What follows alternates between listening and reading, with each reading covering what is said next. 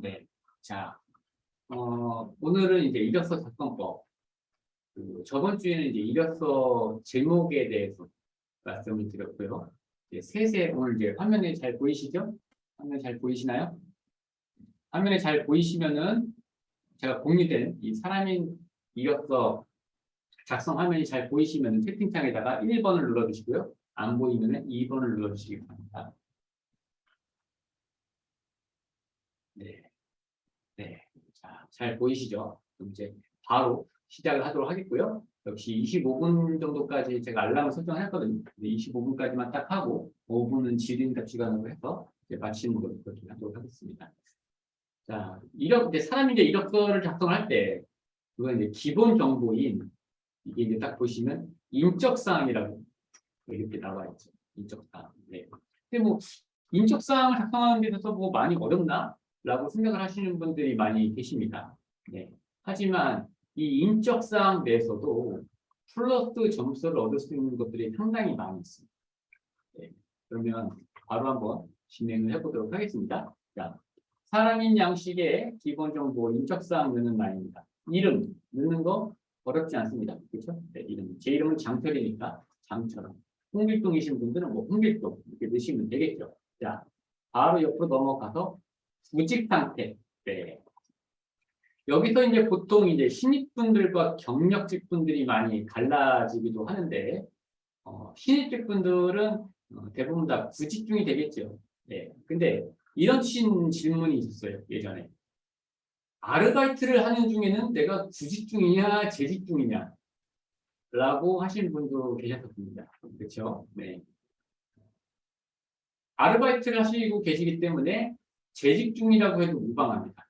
근데 아르바이트 같은 경우는 이제 동종업계가 아닐 가능성이 꽤 많이 있죠. 네. 그리고 경력직 분들은 거의 대부분 다 재직 중에 이직을 하셔야 됩니다. 그래야 나중에 연봉 협상에서 우위를 점할 수가 있어요. 네. 그래서 저는 이제 신입생, 신입생 분들이라고 생각을 하고서 구직 중이라고 저는 재직을 하고 있지만 저는 재직 중이라고 했습니다. 재직 중. 네. 생년월일 역시 어려운 게 없죠. 저는 올해 79년생입니다. 1979년 8월 12일 생입니다. 일요일 날 태어납니다. 자, 남녀, 네, 성별 모르시는 분 없으시죠? 남자이니까 남자로 하겠습니다. 자, 이메일 적는 난이 있습니다. 네. 이메일, 네. 간혹 가다가 이제 그 이메일 뒤에 예를 들어서 이제 제 개인적인 이메일은 제이실프라는 것들을 쓰고서 이제 뒤에다가 숫자가 들어가는 난이 있어요. 숫자 1979. 네. 뭘 의미하는 겁니까? 딱 봐도 생년월일을 의미하는 거죠. 그렇죠? 7039. 뭘 의미할까요? 저희 핸드폰 번호 뒷자리를 의미하는 겁니다. 자, 그러면 2234라고 적어보겠습니다. jcelper 2234 골뱅이 네이버다. 네. 저는 이 아이디와 뒤에 그 숫자가 있잖아요. 그러면 반드시 이 숫자가 뭘 의미하는지를 좀 물어봅니다. 네. 그럼 어떤 분은 이 숫자가 굉장히 직무적으로 의미를 담고 있는 경우가 있어요. 근데 어떤 분은 물어보면 이 숫자요? 그냥 아무 의미 없는데요? 그냥 동일한 아이디가 기존에 있어서 그냥 아무 숫자나 붙인 건데요. 라고 할 수도 있습니다. 그러면 저는 거기서 약간 좀 뭐 마이너스까지는 아니지만 별로 그렇게 숫자에 의미를 두지 않구나 라고 생각을 하면서 좀 약간 그렇긴 합니다. 그러니까 그런 식으로 이메일 내에서는 이런 숫자가 있으면 그런 질문이 올 수 있다라는 것들이 있고요. 예전에 이제 그 유명한 대기업에 그 포스코에 입사하신 분 중에 네이버 아이디가 위드 포스코가 있습니다. 위드 포스코. 네. 그러면 그걸 딱 봤을 때 포스코 채용 담당자가 어떻게 느껴질까요? 포스코를 딱 봤을 때. 네. 네이버인데 아이디가 위드 포스코야. 그러면 기분이 좋지 않겠습니까? 네. 그래서 저는 취업 특강을 날 때 컴퓨터 공학과 학생들한테 물어봅니다. 혹시 여기 네이버나 지메일, 구글 아이디 중에 위드 프로그래밍, 위드 IT 그런 게 있냐고 물어봅니다. 없다. 거의 대부분이에요. 사실상 이메일에 그렇게 의미를 두고 있지 않기 때문에. 하지만 저는 만약에 그런 것들을 만들 수 있다라고 한다면 저는 만들라고 말씀을 드립니다. with ID, with IT, with 프로그래머 그런 식으로 만들어서 이메일에서 조금 더 우위를 점할 수가 있습니다. 옛날에 이런 얘기 있었어요. 아까 제가 말씀드린 것처럼 미드포스코. 미드포스코 때문에 입사를 했다라는 얘기가 있을 정도로 이메일은 그런 것들을 의미에 대해서 물어볼 수가 있고 의미에 대해서도 좋은 것들을 이렇게 반영할 수가 있는 게 바로 이메일입니다. 지금에도 당장 내가 지원하고자 하는 직무에 해당하는 그런 관련된 아이디를 만들 수 있다고 한다면 참고적으로 그런 것들을 만들어 넣어 놓으시면 그런 것들도 꽤 많은 플러스 점수를 받을 수 있다는 게 제가 드리고 싶었던 말씀입니다. 이메일. 자, 옆에 이제 사진 추가하기가 있습니다. 사진 추가. 이쯤에서 또 제가 질문을 한번 해보겠습니다.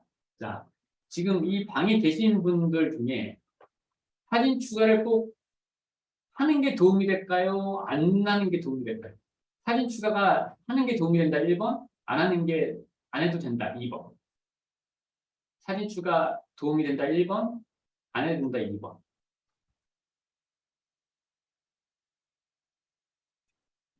대답을 안 하신 분은 뭐죠? 대답을 그래도 소신껏 답변을 좀 해주시겠어요?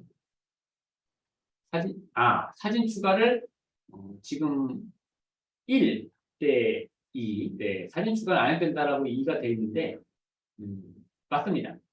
원래 원칙적으로 말씀을 드리면 사진 추가는 안 해도 됩니다. 안 해도 되는데 사진 추가를 함으로써 또 우리가 얻는 점수들이 꽤 많이 있어요. 실질적으로 이제 이 컨설턴트 사이에서 채용 담당자들 사이에서 그 나오는 그 질문 중에 인상이 좋아서 면접 한번 보고 싶다라는 것들도 꽤 많이 있습니다. 의외로. 그리고 또 이런 말이 있죠. 관상은 과학이다. 말 들어보셨나요? 관상은 과학이다. 저도 채용 담당자 입장에서 그 IT 엔지니어를 뽑을 때 될 수 있으면 저도 사람인지라 뭐 같은 값이면 분홍치마인가요? 그거라고 정성같이 잘생긴 사람이 좀 들어오면 한 번 더 이력서에 눈길이 가고 또 연예인처럼 분이 지원하시면 한 번 더 눈길이 갑니다. 사람이라서 어쩔 수가 없어요. 예. 아마 로봇이어도 같은 마음이지 않을까. 왜냐하면 그 로봇 안에도 그런 똑같은 그런 사람의 선입견과 그런 편견이 들어간 이미지를 넣기 때문에 그래서 사진을 넣으시는데 어떤 사진을 넣으시냐면은 제가 정리를 좀 해드릴게요. 사진에 대해서. 자, 사진은 잘 보이시죠? 제 제목 없은 메모장이 보이시면 1번, 안 보이시면 2번을 눌러주십시오. 메모장이 보이면 1번, 안 보이면 2번. 네, 보이시죠? 사진은 될 수 있으면 너무 좋다. 이렇게 말씀 좀 드리고 싶고요. 그 다음에 두 번째로 말씀드리는 건 뭐냐면요. 사진에 투자를 하면 좋다. 네.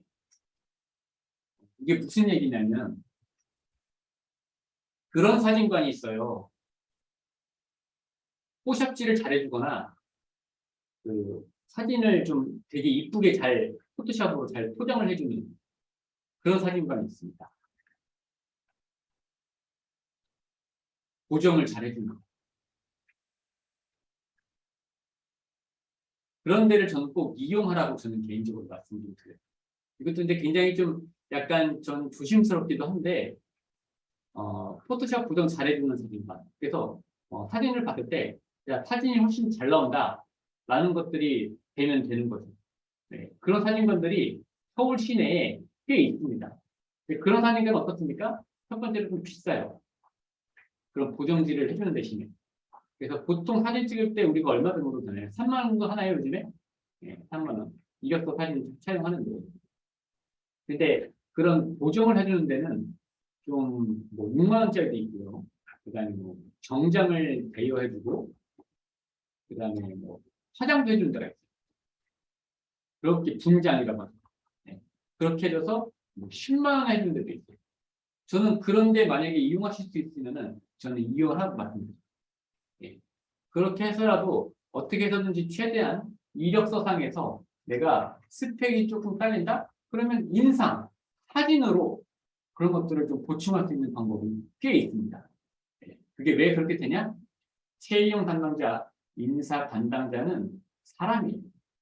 사람. 예. 여러분들도 같은 디자인에 더 많이 눈길이 가지 않습니까? 좋은 디자인이. 그런 것처럼 사진에 선한 인상, 좀 좋아 보이는 인상이 있는 사람에 한 번 더 눈길이 가고 플러스 점수가 가는 게 마련입니다. 그렇기 때문에 사진은 넣을 수도 있고 안 넣을 수도 있지만 저라면 무조건 사진을 최대한 투자를 많이 해서 잘 찍어서 사진에서 좋은 점수를 얻으려고 좀 노력을 할 겁니다. 되셨죠? 네. 자, 그 다음에 이제 휴대폰 넣으시면 되시는 거고요. 휴대폰과 동일해서 넣으시면 되시는 겁니다. 네. 자, 주소 입력을 하게끔 되어 있습니다. 주소. 네. 주소 입력하는 것들은 별로 어렵지가 않을 겁니다. 저희 회사 주소를 한번 넣어볼게요. 테헤란로 331 18 이렇게 치면 이렇게 나옵니다. 그렇죠? 네, 그래서 이렇게 넣으면 되는데 상세 주소는 굳이 안 넣으셔도 됩니다. 제가 좀 더 말씀을 좀 드릴게요. 뭐 내가 뭐 몇 호에 사는지 주소까지는 넣지 않아도 됩니다. 예. 자, 여러분이 생각하시기에 채용 담당자가 주소를 보면은 뭘 파악할까요? 주소를 보면 저는 주소를 보고서 당연히 그 회사와 거주지 간의 거리를 파악하는 데 됩니다. 딱 생각을 했는데 어떤 분이 이런 분이 계셨어요. 예전에 주민등록상의 주소를 적어야 된다는 압박감에 를 적어야 한다. 그죠? 보통 이런 생각 좀 하고 계시죠? 그래서 지금 있는 곳은 서울인데 그분이 사시는 곳이 주민등록상의 주소가 대전이었단 말이에요. 그래서 대전상의 주소를 적어. 그러면 채용 담당자는 이거를 보고서 많이 이제 또 생각을 하는 거죠. 면접을 잡으면은 바로 올 수 있을까? 대전인데. 그런 생각들이 들면서 어떻게 해야 되지? 하게 된단 말이에요. 그래서 정리를 했을 때 주민등록상의 주소가 아니라 당연히 내가 지금 대전에 있다라고 하더라도 언제든지 내가 면접이 잡혔으면은 달려올 수 있다라고 하는 측면으로 될 수 있으면 뭐 서울에 친인척이 살고 있다. 그러면 친인척 그 주소를 빌려서 그 주소를 넣는 게 맞습니다. 그리고 국까지만 넣으셔도 되고요. 동까지만 넣으셔도 됩니다. 굳이 뭐 아파트의 호수라든지 그런 또 일반 그 주택의 번지수까지는 굳이 필요 없다. 왜냐? 그거를 보려고 하는 게 아니에요. 채용 담당자는 이 사람이 우리가 나중에 같이 일하게 되었을 때 거리가 멀다는 이유로 퇴사 사유가 나오지 않을까. 그게 궁금하고. 내가 신혼연재 입장을 딱 봤는데 우리 회사는 강남이야. 근데 이 사람이 사는 곳이 저기 뭐 어떤 뭐 양주나 아니면 이제 지방이 딱 계산을 얼핏 해봐도 1시간 반에서 2시간 걸리는 거리. 그러면 채용 담당자가 생각을 했는데 1시간 반이면 2시간 걸려요. 그러면 어떤 생각이 들까요? 이 사람 과연 오래 잘 다닐 수 있을까? 2, 3년간 잘 다닐 수 있을까? 그런 생각을 하게 되는 거죠. 그렇죠? 그러면 이제 우리랑 이래서 스펙도 잘 안 맞는데 너무 먼데 잘 못 다니겠지. 그러면서 어떤 면접관은 서류를 탈락시키는 면접관이 있을 것이고요. 채용 담당자가 있을 것이고요. 어떤 좀 후덕한 인사 담당자나 팀원들을 만나면 그래도 혹시 모르니까 또 하다못해 회사 근처로 이사 수도 있는 거 아니겠습니까? 면접 그 여부에 따라서 그렇죠? 네. 그러니까 한번 그래도 면접을 보면서 이런 것들을 집중적으로 한번 물어봐야겠다. 라고 생각을 해서 서류 전형을 통과를 시켜서 면접에서 그런 것들을 집중적으로 물어보는 채용 담당자도 있을 것입니다. 여러분이라고 한다면은 어떤 류의 채용 담당자이십니까? 그런 것들이 기업마다 채용 담당자 사람들마다 케바케랍니다. 아시겠죠? 제가 무슨 말씀 드리려 하는지. 이해가 되시나요? 이해가 되셨으면 1번, 이해가 안 되셨으면 2번. 한번 눌러주십시오. 네. 주소는 곧 그런 걸 의미하는 겁니다. 저한테 나 지방 사는데 뭐 호수까지, 번지수까지 다 적어야 되나요? 우편받을 거 아니잖아요. 방문할 거 아니잖아요. 그렇기 때문에 주까지만 적으시되 최대한. 그러면 이렇게 적었을 수 있겠죠. 내가 지방에 사는 사람인데 나는 내 마음속에 언제든지 회사의 근처에 자취를 할 마음이 있으신 분이 계세요.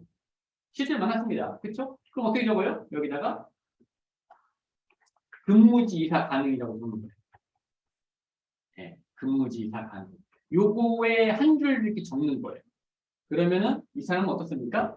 지방이라고 하더라도 좀 멀다고 하더라도 회사에 합격이 되고 취업이 되고 입사가 되면 근무지로 이사할 사람이구나. 그렇게 열린 마음을 갖고 있구나. 라고 생각이 드는 게 바로 저 한 줄짜리. 정확히는 7자. 근무지 이사 가능이라고 표현하시는 것도 하나의 방법입니다. 이거 썼다고 해서 마이너스 감점되고 뭐 그런 거 아니잖아요. 상식적으로 생각을 했을 때. 그렇죠? 동의하시나요? 굳이 1번, 2번은 제가 따지지 않겠습니다. 네. 이런 식으로 이렇게 텍스트 상에는 넣을 수 있는 것들이 많이 있습니다. 자, 그렇게 해서 인적사항을 지금 약 15분간 진행을 했는데 인적사항을 이제 마치도록 하겠습니다. 약 8분간 학력사항을 조금 더 하다가 25분이 되면 저는 정확하게 또 마칠 겁니다. 자, 학력사항. 이제 학력사항에 대해서 이제 어떤 것들을 궁금해할까라고 해서 제가 네이버 지식인을 좀 찾아본 적이 있었거든요. 그거에 대해서 오늘 좀 집중적으로 좀 이야기를 한 다음에 오늘의 30분간의 취업 강의를 마쳐보려고 합니다. 자, 학점은행제. 이 학점은행제에 관한 이 제목, 질문 화면이 잘 보이시면 1번, 안 보이시면 2번 한번 눌러주십시오. 지금 제가 떠오른, 네, 잘 보이시죠? 네, 이런 질문이 있어요. 자, 정규 과정 전문대 4년제를 나오신 분이 아니시고요. 학점은행제 다들 아시죠? 아시나요? 네, 학점은행제에서는 제가 나중에 따로 또 취업 강의를 진행하도록 하겠습니다. 네. 학점은행제라고 하는 그런 제도가 있어요. 그래서 주로 어떤 분들이 많이 이용을 하냐면요. 대학교 중퇴를 하시거나 아니면 좀 사정이 있어서 고등학교만 졸업하시는데 내가 어떤 4년제나 전문대 학력을 갖고 싶으신 분들이 많이 이용하시는 게 바로 학점은행제입니다.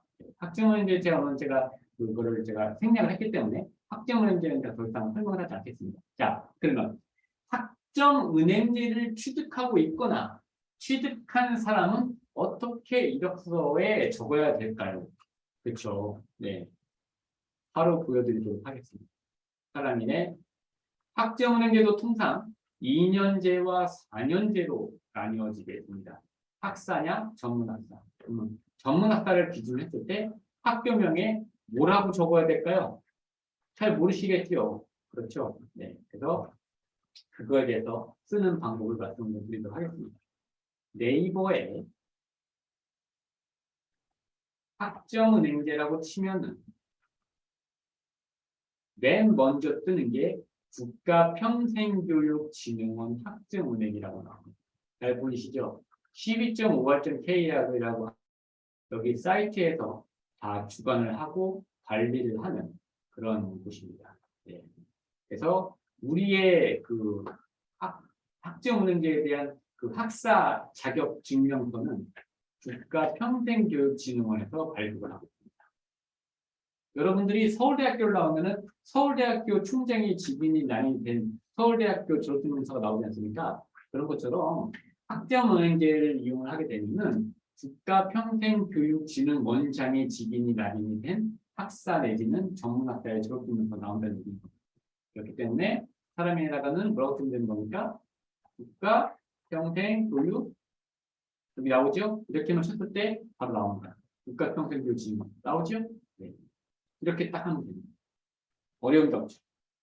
예. 그러면 이것들 딱 봤을 때 역시 채용 담당자 내지는 인사 담당자는 학점 운행제를 통해서 전문 학과를 취득한 사람이구나 라고 파악이 되는 거죠. 네. 지역은 그냥 서울로 하시면 되겠죠. 네. 자, 재학 기간. 네. 내가 수강한 날로부터 적어주시면 되겠죠. 네. 재학 기간은 그다지 중요하진 않습니다. 어떤 분은 뭐 학기마다 매번 꽉 차게 들었으면 정말 2년 만에 아니면 1년 반 만에 졸업하시는 분도 계실 거고요. 어떤 분은 좀 사정이 있어서 좀 이제 길게 좀 유예 기간을 다 살아서 뭐 한 분기 때뭐 3과목만 들었다. 그렇게 하시는 분은 좀 그 기간이 길어질 수가 있습니다. 그거는 중요한 게 아니에요. 네, 어차피 평생교육진흥원은 사이버 강의, 시간제 수업으로 진행이 되는 거기 때문에 기간이 줄어들 수도 있고 뭐 정규대로 2년 내지는 1년 반 걸릴 수도 있습니다. 그게 중요한 게 아니라 어쨌든 취득을 했냐 안 했냐가 중요합니다. 또 나오는 질문이 뭐냐면 그러면 국가평생교육진흥원의 학점은행제 학사 졸업증명서는 기업에서 인정을 해주나요? 많이들 또 질문하십니다. 제가 한번 역으로 물어볼게요. 자, 빠르게 답변해 주십시오. 시간이 얼마 없기 때문에. 자, 국가평생교육진흥원의 전문학사 내지는 학사는 일반 4년제라든지 전문대학교와 똑같은 효력을 적용을 한다. 1번. 아니다. 2번. 한번 눌러주십시오. 기업에서. 네, 맞습니다.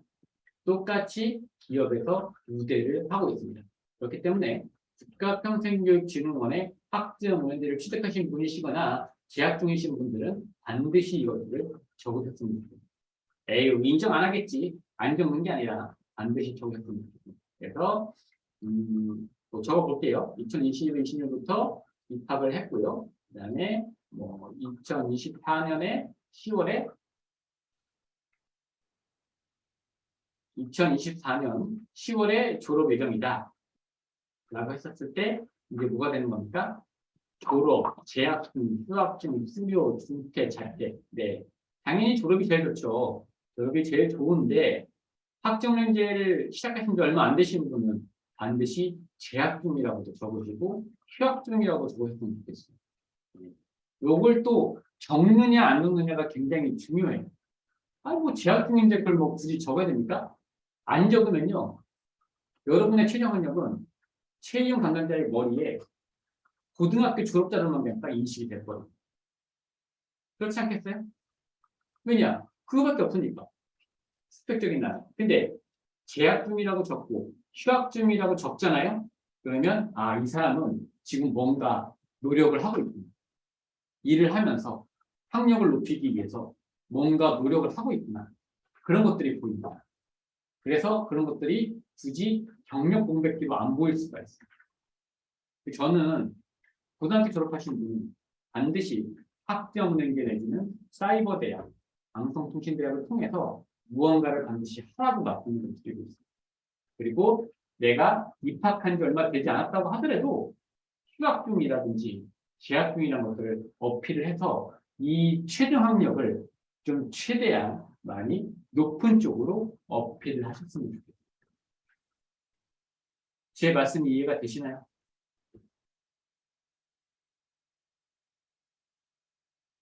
자, 전공 선택하시면 되겠죠? 네. 주로 내가 어문학 계열이다, 뭐 인문학 계열이다, 그러면 이렇게 선택을 하시면 되고요. 특히 이제 컴퓨터공학과는 이런 공학 계열, 아니면 컴퓨터 시스템 공학과 이렇게 있죠. 그래서 그다음에 전공학과, 네.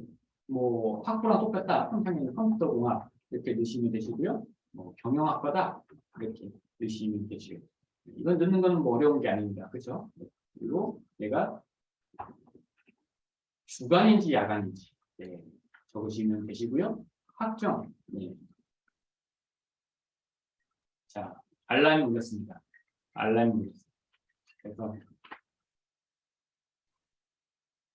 보통 4.5 만점이죠? 4.5 만점에 학점은 또 반드시 적으셔야 됩니다.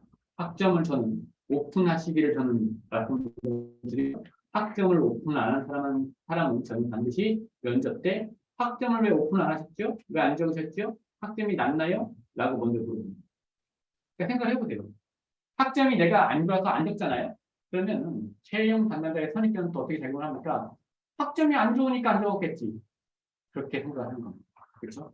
그래서 어떻게든지 학점은 면접이나 그런 상황에서 오픈이 되게끔 되어 있습니다. 그래서 솔직하게 아예 학점이 3점이 안 되시는 분은 2.6이신 분을 제가 만났어요. 더한 분도 만났긴 한데 2.6이다. 그러면은 이거 아예 적으십시오. 아예 적으시고서 오히려 뭘 준비하시냐면 학점이 왜 낮을 수밖에 없는지를 이유를 준비하시는 거예요. 어렵죠. 쉽지 않습니다. 그렇죠? 그런 것들을 제가 향후에 나중에 또 취업 강의로서 도와드릴 수가 있습니다. 학점이 왜 낮겠어요? 솔직히 뭐 적성이 안 맞거나 학교 공부를 열심히 안 했거나 뭐 그런 거겠죠. 근데 나름의 그런 이유들이 다 있단 말이에요. 채용 담당자들이 이해할 만한 그런 것들을 같이 찾는 거예요. 에이, 나는 학생이 안 좋으니까 안 적어야지. 안 적어도 됩니다. 하지만 나중에는 결국에는 밝혀지게 돼 있습니다. 면접 때 물어보면 되죠. 되셨나요? 어느 정도? 오늘 이해가? 그래서 제가 다음 주 수요일 날 오후 1시에 학력상에 대해서 조금 더 말씀 좀 드리면서 오늘의 취업 강의는 여기서 마치려고 합니다. 3분간 정도 제가 채팅창으로 질문을 받거나 하고 싶은 말씀 있으시면 질문을 받고 제가 오늘 취업 강의 30분 동안 하는 거는 마치도록 하겠습니다. 채팅창에 질문 남겨주시면 제가 그거를 답변하고 마치겠습니다.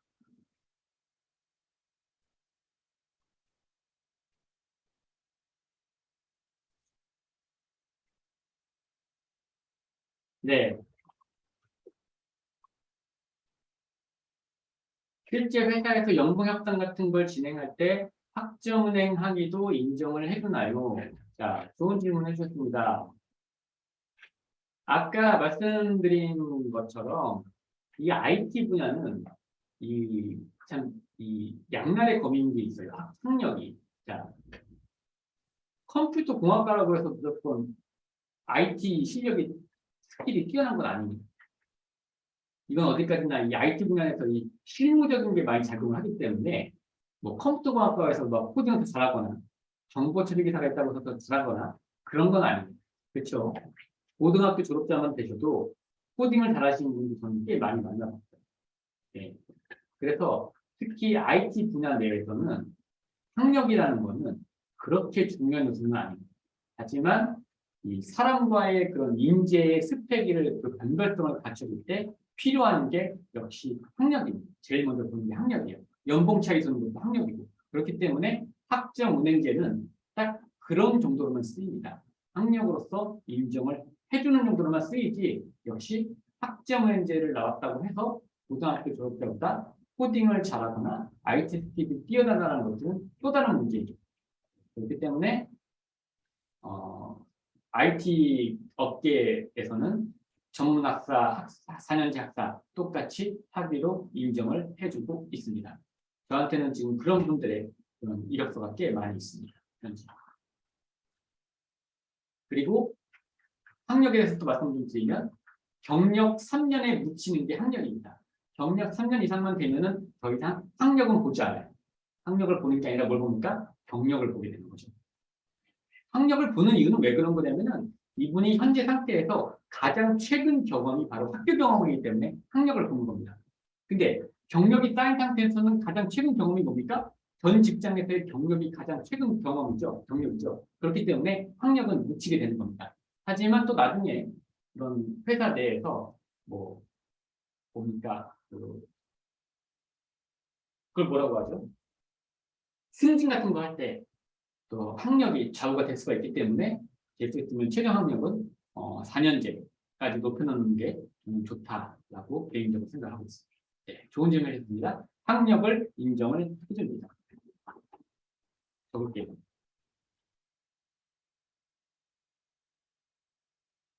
네. 학력만 인정될 뿐이지 하지만 그렇다고 해서 그런 것들이 코딩이나 IT 실무 스킬을 또 좌지우지하는 건 아니겠죠. 어디까지나 IT 분야 내에서 학력은 학력일 뿐입니다.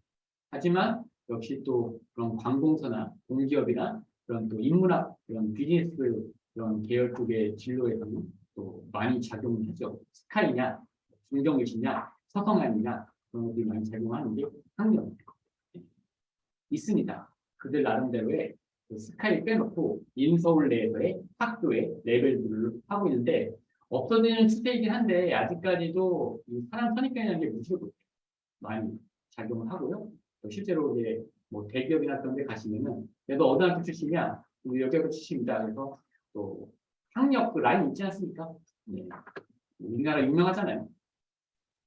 지방, 뭐 학연 지연 유명하지 않습니까? 그런 것도 아직까지 많이 작용하는 게 뭐 사라지고 있는 추세이긴 합니다. 자, 더 이상의 질문사항은 없으시죠? 오늘 약속을 말씀을 좀 드린 대로 30분 동안만 하기로 했는데 31분이 되어서 오늘 취업 강의 이력서 작성법 중에 인적사항과 학력사항에 대해서 오늘 말씀을 드렸습니다. 다음 주 수요일 날 오후 1시에는 학력사항에 오늘 미처 다 말씀드리지 못한 부분하고 사람인의 순서대로 대외 활동에 대해서 말씀을 드리는 걸로 그렇게 하도록 하겠습니다. 수고하셨고요. 좋은 하루 되시고 다음 주 수요일 오후 1시에 찾아뵙겠습니다. 고생하셨습니다.